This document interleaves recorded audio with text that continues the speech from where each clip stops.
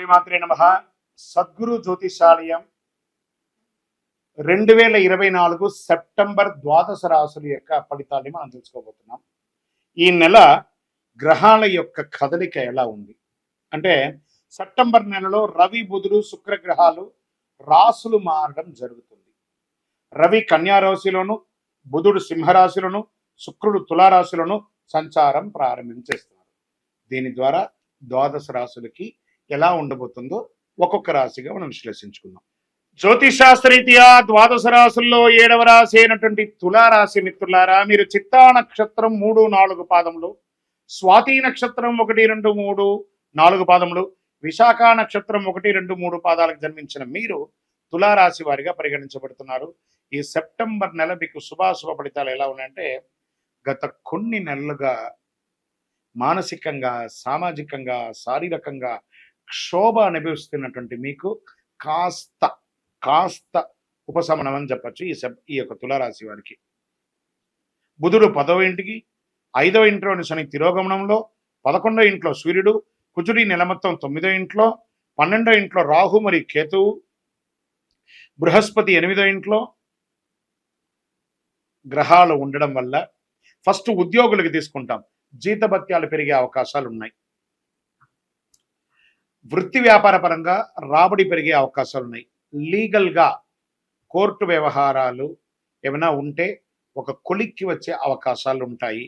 చేతిలో డబ్బులు నిలబడి పరిస్థితి ఏర్పడుతుంది, మధ్యలో వస్తుంది పోతుంది.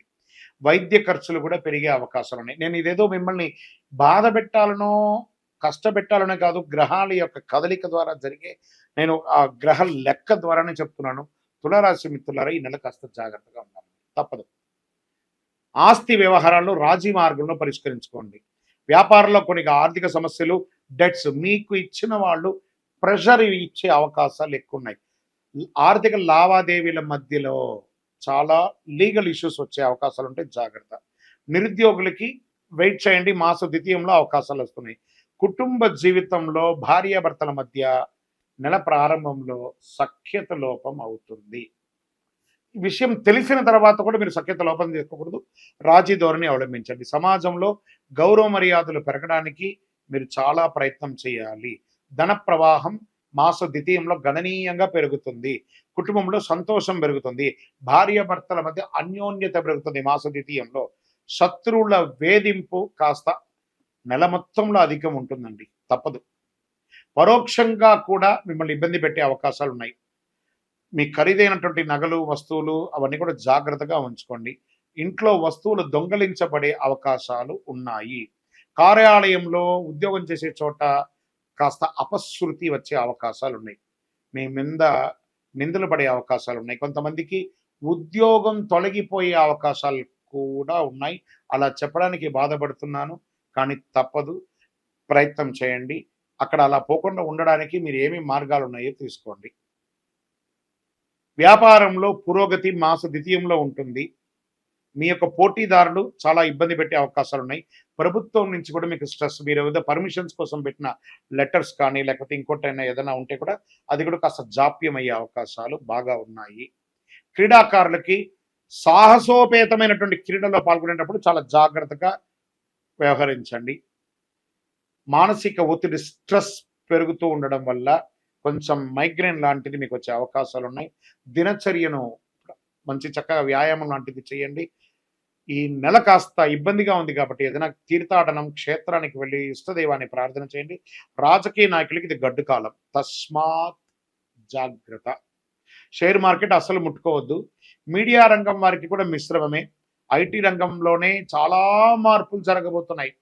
తులారాశిలో ఉన్నటువంటి ఐటీ రంగంలో ఉద్యోగస్తులకి ఒకటి, మీ ఉద్యోగం వదలడం జరగచ్చు, లేదా ఉన్న ఉద్యోగంలో నుంచి పై పదవికైనా కింది పదవికైనా వెళ్ళొచ్చు, లేదా ఈ ఉద్యోగం మార్పు అయినా జరగవచ్చు. వివాహం కాని వారికి ఇంకొక నెల వెయిట్ చేయండి. సరే, ఈ నెల మంచి రోజులు ఏమైనా ఉన్నాయా అంటే, సెప్టెంబర్లో 3వ తారీఖున, 6వ తారీఖున, 9వ తారీఖున, 12వ తారీఖున, 15వ తారీఖున ప్రతి 3 రోజులకి ఒక రోజు బాగుంది. చంద్రాష్టమం సెప్టెంబర్ 22, 9, 2024 6:09 ఉదయం నుండి 24, 9, 2024 9:55 ఉదయం వరకు చంద్రాష్టమం ఉంటుంది. చాలా జాగ్రత్త. ఆల్మోస్ట్ ఆల్ ఈ నెల బాలేదు. అందులోని ఈ 2 రోజులు ఇంకా గట్టిగా బాలేదు కాబట్టి జాగ్రత్తగా ఉండి. గురువారాల్లో దక్షిణామూర్తి ప్రార్థన చేయండి. గణపతిని ప్రార్థన చేయండి. గం గణపతిని మహానుభావ, గణపతి అనుగ్రహం చేయండి. ఏకదంత, లంబోదర, విఘ్నవినాయక ఎలాగూ సెప్టెంబర్‌లో చక్కగా వినాయక చవితి వస్తుంది కాబట్టి ఆ వినాయక ఆరాధన చక్కగా చేయండి. ఆ మట్టి గణేశుడిని ప్రార్థన చేయండి. అన్ని రకాలుగా బాగుంటుంది. ఆరోగ్యం పట్ల జాగ్రత్త వహించాలి. వాహనం నడిపేటప్పుడు జాగ్రత్త, జాగ్రత్త, జాగ్రత్త. మళ్ళీ తులారాశి మిత్రులారా ఈ నెల జాగ్రత్త. మళ్ళీ చెప్తున్నాను జాగ్రత్త. మీ యొక్క కొంచెం ఈ ఇబ్బందులన్నీ తొలగడానికి ఏం చేయాలంటే మీ యొక్క ఇష్టదైవ ప్రార్థన చేయండి. మీ యొక్క కులదైవం యొక్క దేవాలయంలో వెళ్ళి మీ వయస్సు ఎంత ఉందో అన్ని దీపాలు వెలిగించండి. ఓవరాల్ గమ్ అంటే చూసారా పెదాలు ఎలా మూసుకున్నది? గమ్ గణపతి అని సైలెంట్‌గా ఉండడానికి ప్రయత్నం చేయండి. అన్నీ అవే సర్దుకుంటాయి. సైలెంటే ప్రతిదానికి కూడా సమాధానం. అధైర్యపడక్కర్లేదు. రానున్న రోజులన్నీ మీవే. చాలా రోజులు మంచి మంచి రాబోతున్నాయి. మంచి మంచి రోజులు రాబోతున్నాయి. కాస్త ఓపిక పట్టండి. మీ యొక్క సంపూర్ణ జాతకం తెలుసుకోవాలనుకుంటున్నారా? మీ పరిసర ప్రాంతాల్లో ఉన్నటువంటి జ్యోతిష్ శాస్త్ర నిపుణులను సంప్రదించండి. లేదా మా ద్వారా తెలుసుకోవాలనుకుంటున్నారా? ఈ కింద కనబడుతున్న నంబర్‌కి మీ date of birth, time of birth, place of birth WhatsApp చేయండి. కాల్ చేయకండి. మేము మీకు రిప్లై ఇస్తాము. కరుంగాళి మాలను ధరించండి. అన్ని రకాలైనటువంటి ఇబ్బందులు తొలగుతాది. ఈ యొక్క ద్వాదశ రాసుల ద్వారా మేము చెప్పినటువంటి ఈ యొక్క రాశి ఫలితాలన్నీ చూస్తున్నటువంటి మా యొక్క బంధుమిత్రులందరికీ